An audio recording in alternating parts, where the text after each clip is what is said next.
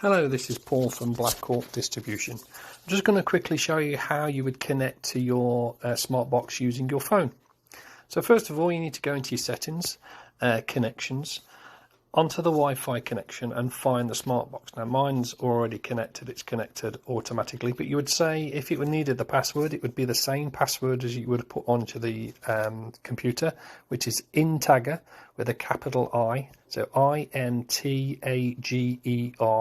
2019. It would then connect like mine's done here.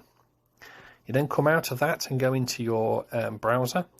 So mine is just opening up now. Now I've actually saved mine, but you would just put in the same IP address, which is 192.168.42.1:3000.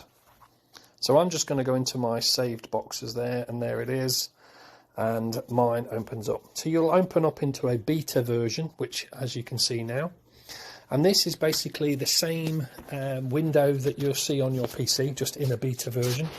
So when you go down to the next box, there's your sessions, and there's the sessions we've done in the previous video. This will work exactly the same way, so you can add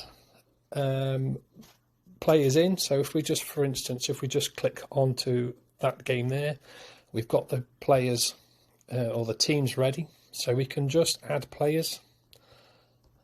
So we've got 8, so we press the little green arrow and it will put the players in.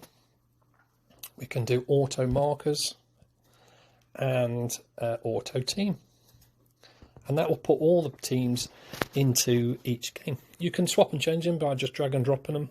So you hold on to them and move them across, and they'll just go into there, and vice versa. You just move them across like that. Simple as that. Once we're ready to play, you just go onto the little flag there. We're okay with the roles and everything. We know how they're all right because we've configured the game before, remember. We just press play.